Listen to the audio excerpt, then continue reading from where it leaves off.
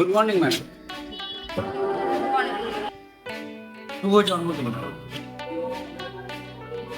Thank you so much. বলছিলাম ma'am সাহেব, আমি আপনার জন্য একটা গিফট এনেছি, যদি নিতেন। কি আছে? আসলে এটা একটা স্পোর্টস শু আছে। আমি জানি আপনি ওই সকালবেলায় মর্নিং ওয়াকে যান, এটা পড়ে গেলে আপনার কাজে আসবে। আসলে তা না, আমার একটা মেয়ে আছে তো তো আমি এটা আপনার জন্য ভালোবেসে এনেছি, যদি আপনি নিতেন খুশি হতাম। এদিন ওরা আজমাইল আসবে আমার বার্থডে কেক হবে। ঠিক আছে ম্যাডাম।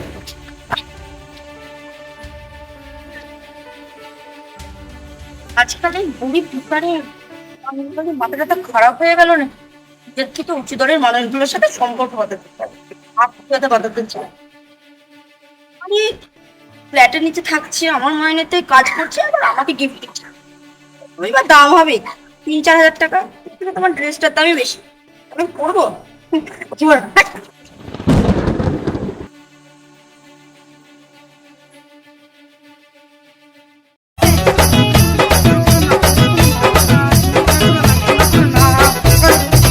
আরে দাদা বসে নাকি রে? আমি সকাল থেকে একটা মুরগি পাইনি। লাগাবো সকাল থেকে পরোটা মরোটাও খাওয়া হয়নি, কাছে 1 টাকাও নাই। যাই দাদার কাছ থেকে 100 টাকা ম্যানেজ করে আসি।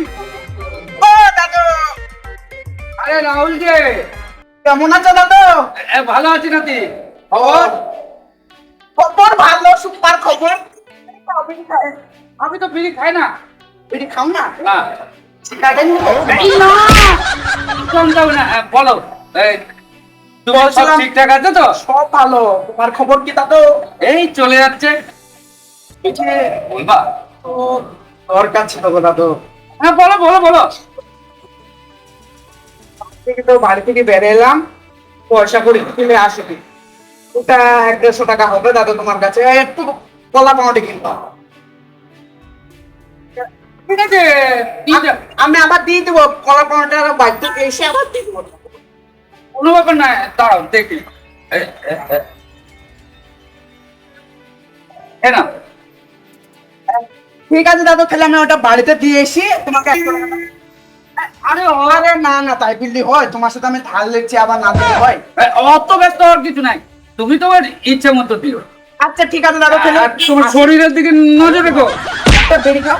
এই, না না না না, তাহলে দাদু ভালোভাবে গাছ দিও, হ্যাঁ? মাঠে কাদা করো।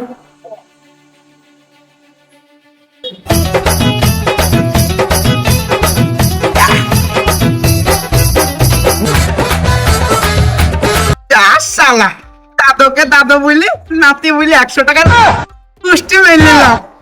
এই রাস্তা দিয়ে আর জীবনে তবে আসবোই না, আমার টাকা দিব দাদুকে। চাই এখন পেট ভরে খেয়ে দিয়ে বাড়ি যাই। কাকা টাকাটা নিয়ে চলে গেল, আশা করি দিয়ে যাবে। আজকে ম্যাডামকে যে উপহারটা দিলাম, আশা করি ম্যাডামের খুব পছন্দ হয়েছে। আমি সামনের মাসে আমার মেয়ের জন্য একটা এরকম গিফট কিনে দেবো। জানি একটু দাম, মায়না থেকে কাটিয়ে দেবো। শুনেছি ও ওই পুলিশে ফোর্সে জয়েন করার জন্য ছুটাছুটি করছে। ওকে কিনে দিলে ওর দৌড় প্র্যাকটিসে কাজে লাগবে। আসলে ম্যাডামকেও তো আমি আমার মেয়ের মতোই দেখি।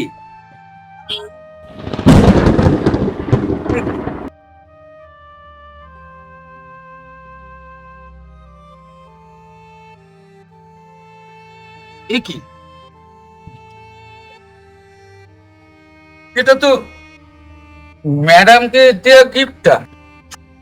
তাহলে কি মেম সাহেবের কাছ থেকে এটা পড়ে গেছে? আমি মেম সাহেবকে এটা দিয়ে দেব না? এটা পড়লে তো এত সুন্দরভাবে থাকতো না।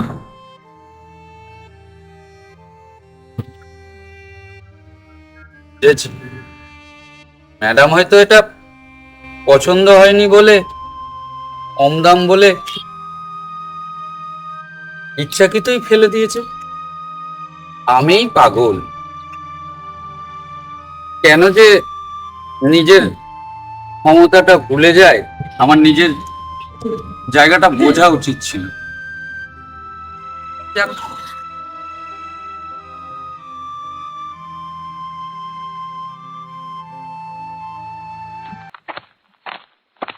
আঙ্কেল ভালো আছো? ভালো। বলছি কালকে তো আসমার জন্মদিন গেল, তো ও তাড়াহুড়োতে আজকে সকালে উঠে অফিসে চলে গেছে। আমায় বলে গেছিল কেকটা আপনাকে দিতে। খেয়ে নিন, খেয়ে নিন। ঠিক আছে। আঙ্কেল মন খারাপ? কেমন হয়েছে আঙ্কেল? কেমন কিছু? দেখুন, আমাকে লুকাবেন না, কারণ আমি আপনার ছেলের মতো। আমার কাছে লুকানোর কিচ্ছু নেই। বলুন কি হয়েছে আপনার? দেখুন সাহেব, কালকে আসমা ম্যাডামের জন্মদিন ছিল। আমি ওনার জন্য একটা গিফট এনেছিলাম। আমার ওই সারা মাসের প্রায় অর্ধেক টাকা জমি আমার নিজের অকাতটাই আমি ভুলে গেছিলাম। নিজের থেকে বড় মানুষকে উপহার দিতে গেছিলাম। আমারই ভুল। তারপর হয়তো আমার পছন্দ হয়নি, উনি ওটা না নিয়ে ফ্ল্যাটের বাইরে ফেলে দিয়েছিলেন। আমি বাইরে বেরিয়ে দেখি ওটা পড়ে রয়েছে, তাই তুলে নিয়ে এসেছি। আচ্ছা, আপনি তারপর কি দিয়েছিলেন? আসলে আমি মামুনির জন্য একটা কোট শু এনেছিলাম। সকালবেলায় ও মর্নিং ওয়াকে যায়, তো উড়ে গেলে একটা কোট শু, এটা আমায় দিন। এই না, এটা তো আপনার বলে। এটা আপনি পড়বেন। আর হ্যাঁ, এটা আপনি যখন আসমা আসবে এমন ভাবে পড়বেন যেন আসমা দেখতে পায়। ঠিক আছে? কেন সাহেব? কারণ আমি আসমাকে শিক্ষাটা দিতে চাই, কারণ ওর অহংকার করেছে। আপনি না করবেন, আর এমন করে পড়বেন যেন আসমা যখন আসবে যেন দেখতে পায়। আঙ্কেল, আপনি কিন্তু পড়বেন, আর এমন করে পড়বেন যেন ওর চোখে পড়ে। আচ্ছা আঙ্কেল, আমি বড় হয়ে আপনার কাছে ক্ষমা চাইছি। আপনি কিছু মনে করবেন না ওর এই ব্যবহারটা। না না না সাহেব, মনে করিনি। আচ্ছা আঙ্কেল, আপনি অবশ্যই করবেন। আচ্ছা।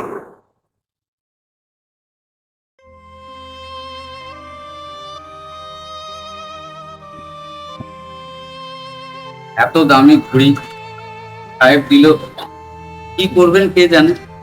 যা বলেছে তাই করবো। ম্যাডাম,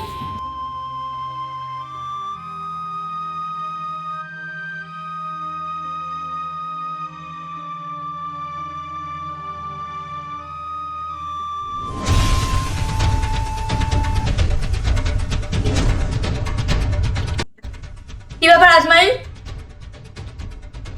এটা কি হচ্ছে? কি হয়েছে বুঝলাম না তো। তুমি বুঝতে পারছো না? ঠিক আছে, তোমাকে আমি বুঝিয়ে বলছি। বাইরে গার্ডের হাতে যে ঘড়িটা দেখলাম, ওটা গার্ডের হাতে গেল কি করে? ওই ঘড়িটা তোমাকে আমি তোমার জন্মদিনে ভালোবেসে গিফট করেছিলাম, আর তুমি সেই ঘড়িটা গার্ডকে দিয়ে দিলে। ওর ক্ষমতা আছে অত দামি একটা ঘড়ি পরার? তুমি আমার মনের ফিলিংসটা বুঝতে পারলে না? ওর সারা বছরের ইনকাম দিয়েও না অত দামি একটা ঘড়ি কিনতে পারবে না। ওর সেরকম ক্ষমতাই নেই, বুঝেছো? ও, এবার বুঝেছি। তুমি এই ঘড়িটার কথা বলছো। আসলে কি জানো, প্রায় 6 মাস ধরে ঘড়িটা পরে পরে না আমি বোর ফিল করছিলাম, তাই ভাবলাম ওই গার্ডেনটাকে দিই, তাই দিয়েছি। ও, তুমি দিয়ে দিয়েছো? মানে তোমার কাছে আমার ফিলিংসের কোনো দাম নেই? তোমার জন্মদিনে ওটা আমি ভালোবেসে তোমাকে গিফট করেছিলাম, আর তুমি সেটা ওকে দিয়ে দিলে। তোমার যদি দেওয়ার হতো তুমি তোমার থেকে কিছু দিয়ে দিতে, তুমি আমার দেওয়া জিনিসটা কেন দিলে? তোমার কাছে কি আমার ভালোবাসার আবেগের কোনো দাম নেই? বাহ, চমৎকার।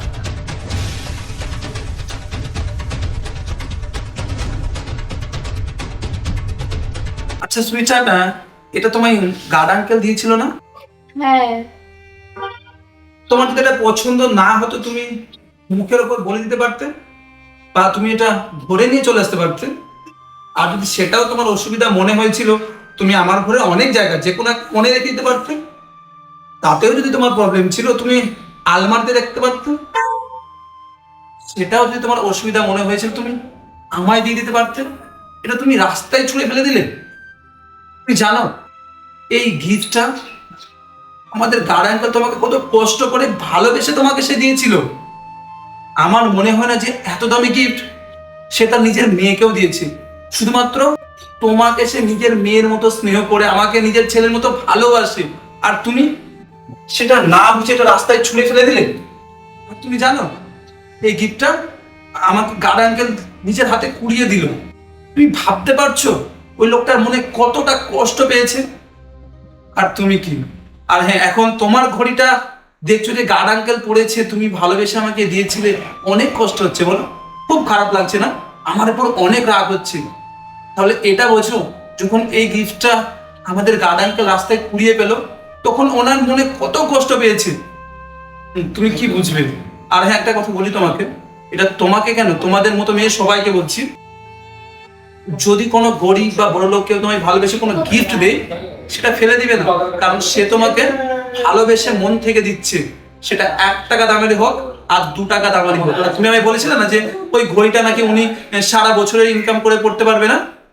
জানো উনি গরিব হতে পারে, কিন্তু আমার মনে হয় ওনার মাসের সব টাকাটা দিয়ে তোমার জন্য এই জুতোটা এনেছিল যাতে তোমার পছন্দ হয়। আর যখন তুমি দেখলে যে তোমার ভালোবাসার গিফটটা আমি ওকে দিয়েছি, কত রাগ, কত অভিমান। একটা কথা বলি আসলে তোমাকে, গরিব হোক আর বড়লোক হোক, যদি কোনো মানুষ ভালোবেসে কোনো কিছু তোমাকে গিফট হিসেবে দেয়, এটা তার আবেগের দিক থেকে নিতে হয়, বুঝলে? কেউ তোমার সঙ্গে আত্মীয়তা বা তোমার সম্পর্কের সুযোগ নিয়ে তোমায় দেয় না। স্বার্থ সব জায়গায় থাকে না, ভালোবাসা এখনো আছে। আর হ্যাঁ, আজকের পর থেকে যদি তোমায় কেউ কোনো গিফট দেয়, সে গরিব হোক বড়লোক হোক, তুমি যেন কখনোই সেই গিফট ফেলে দেবে না। যে কেউ কোনো জিনিস দিলে সেটা সম্মানের সহিত বাড়ি নিয়ে আসবে, তোমার পছন্দ হোক বা না হোক। যদি কাউকে তুমি সম্মান দাও, তুমি নিজেও সম্মান পাবে, বুঝেছো তো? আমি একটা কথাই বলবো তোমাকে, আমি ছোট থেকে গার্ড আঙ্কেলের ভালোবাসায় বড় হয়েছি। তো তুমি যদি নিজের ভুলটা বুঝতে পারো তো ভালো, যদি না পারো আমি বলছি তোমাকে, এই যে তোমার হাজবেন্ড, তোমার স্বামী হিসেবে তুমি গার্ড আঙ্কেলের কাছে গিয়ে ক্ষমা চেয়ে নাও। আর হ্যাঁ, ক্ষমা চাওয়া মানে এটা নয় যে তুমি নিজের ছোট হয়ে যাচ্ছ। ক্ষমা চাওয়া মানে এটা যে তুমি তাকে সম্মান করছো, বা দেখো তুমি তার আশীর্বাদও পেতে পারো, যেটা মানুষ পায় না। এই যুগে কেউ আশীর্বাদ করতে জানে না, আরো তুমি জানো না। হ্যাঁ আজমাইল, তুমি ঠিকই বলেছো। আমি ভুল বুঝতে পেরেছি। আসলে আমি সবসময় টাকা পয়সা অর্থ এইসবই দেখে বেরিয়েছি, মানুষের আবেগ ভালোবাসা এগুলো কখনোই দেখিনি। তুমি পারলে আমাকে ক্ষমা করে দিও, আর আমি এখনই যাচ্ছি গার্ড আঙ্কেলের কাছে ক্ষমা চাইতে। তুমি প্লিজ আমাকে ভুল বোঝো না। আর হ্যাঁ, তুমি একা যাবে কেন? চলো আমিও তোমার সঙ্গে যাচ্ছি। চলো।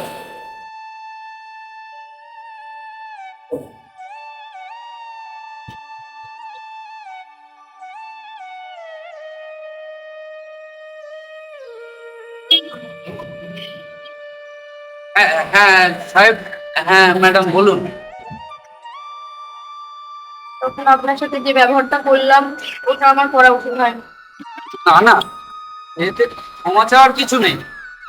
আসলে ভুলটা আমার।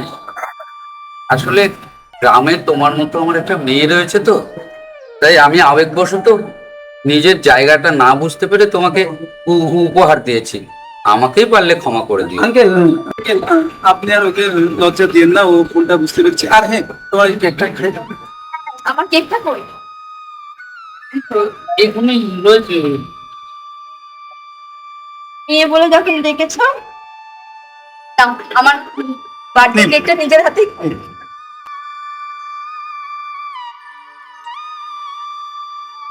আলু চপ মা। না না এটাই ঠিক আছে।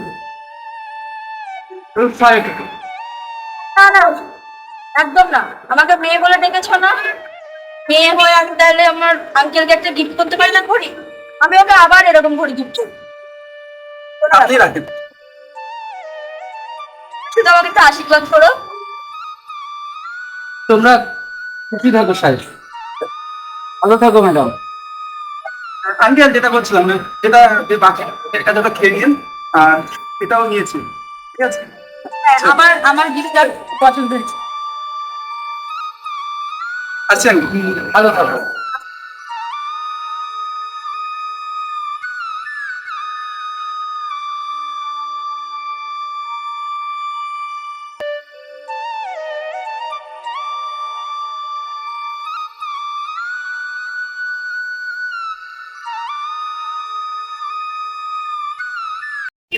তো আপনারা কি বুঝলেন? উপহার ছোট হোক বা বড়, তার মধ্যে জড়িয়ে থাকে ভালোবাসা, আবেগ, মানসিকতা। তাই উপহার ছোটভাবে না দেখে বা তাকে না করাই ভালো। আমি যে কাজটা করেছি, আপনারা কোনোদিনই সেই কাজটা করবেন না। সো গাইস, ও তো ওর নিজের ভুলটা বুঝতে পারলো, তো টাইম আমরা চাই আপনারা যেন এই ভিডিওটা দেখেই না করেন।